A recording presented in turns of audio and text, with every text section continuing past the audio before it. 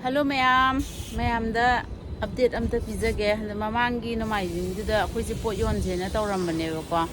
ado yon hautre aduduna handak la iba nomaijing date 26 da pot yon bagi mayam da khanganjarake na video je semjarakpane ado mayam kai yondoino da mayam ai haira age ko ulaga mayam handakti yendem se yam phare di yamna chawbudi oideba ko ahamada yendem je uchara age yendem je une makaje si apikpadagi thadokpane ado mazu makaje phajana di tare ado pikti piye haidi mamangda kano do sabadagi loi sungjalurabane ba makaje ngo ana handati yendem je kitang yamna mapun kitang yamna haije kayambudi yamni mapun kitang mamangda taruk puthokpodo handakna tare ni pamu puthokpa yabra yengake aduduga mayang maton jiju yam phare ko mayang handakti mayang tonse yam phare hadi handak nong hapta amadi phadri minini humni se nong khara tabasida mayang tonse kyam phajari ne nau lauraga sise liba manbai wane sitlaga dum chabada hawbani ko mayam anoubasu adagi sisina anouba thadokpane mayang tonsu leire sida aduga fugatpa ngamdaba mayang maton khara yauri hanagi ariba sisidi yadre ngangjalleeba thammaroi masidi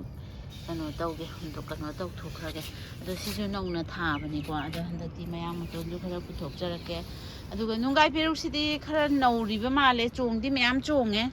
aduga gasi puthokpa yagadra yadaudi male nungai perusi packet ani muk mamangi dumaina thokto male hadi amadi akhoi dum chaningai gi lahauge bako aduduga packet ani muk ahum mukti puthorapa yani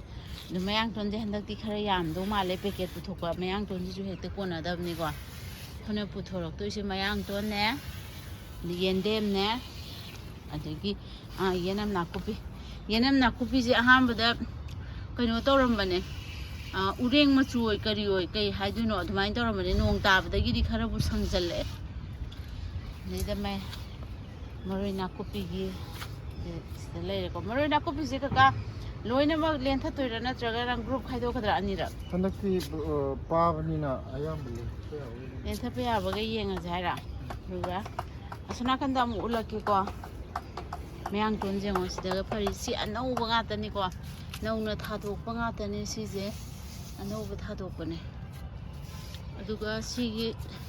saisidi kaya phadau mandre sijigi mahuta pambi anouba oina thajange sida hadi mana pakna paliba jinje kanone anouba thadokpa ngatani sanakanda mu ulake ko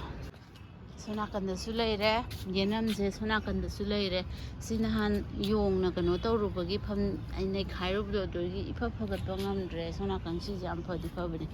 aduga sigi saugri se kani karinom haibani sigi saugri angangbo je kano asam romdadi kainom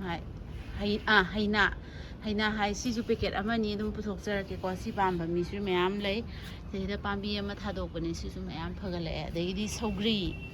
saugri se nong tabadai di khangpha phagre he mayam hadi sigi kano grow bag macha sida thaba je sisu loi phagala abane saugri je handakti khara yamna puthorake saugri je phare adagi mayang ton je sida ita group khara amju leire ko anouba thadokpa ngaktane ado mayam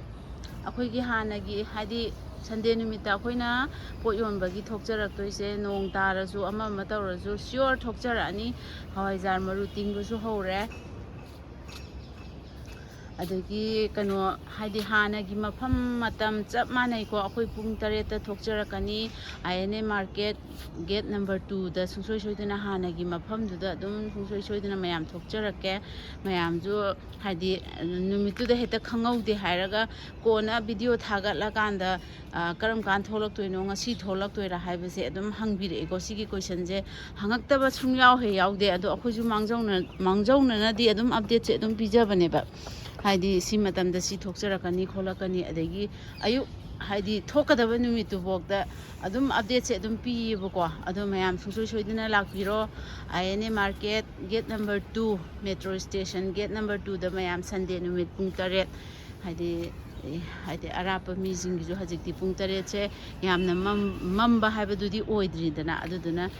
ꯁꯟꯗꯦ ꯅꯨꯃꯤꯠꯁꯤꯗ ꯃꯌꯥꯝ ꯁꯨꯡꯁꯣꯏ ꯁꯣꯏꯗꯅ ꯂꯥꯛꯄꯤꯔꯣ ꯑꯃꯨꯛꯀꯁꯨ ꯍꯟꯅ ꯍꯥꯏꯖꯔꯤ INA market metro station gate number 2 ꯄꯨꯊꯣꯛꯆꯔꯛꯇꯣꯏꯕ ꯄꯣꯠꯁꯤꯡꯁꯤꯅ ꯁꯧꯒ꯭ꯔꯤ ꯌꯦꯟꯗꯦꯝ ꯌꯦꯅꯝ ꯅꯥꯀꯨꯞꯄꯤ ꯑꯗꯒꯤ ꯃꯌꯥꯡ ꯃꯇꯣꯟ ꯁꯤꯅꯤꯀꯣ ꯑꯩꯈꯣꯏꯅ ꯄꯨꯊꯣꯛꯆꯔꯛꯇꯣꯏꯁꯦ ꯑꯗꯣ ꯃꯌꯥꯝ ꯁꯨꯡꯁꯣꯏ ꯁꯣꯏꯗꯅ ꯂꯥꯛꯄꯤꯔꯣ ꯕꯥꯏ ꯂꯣꯏꯁꯤꯟꯖꯔꯒꯦ ꯃꯌꯥꯝ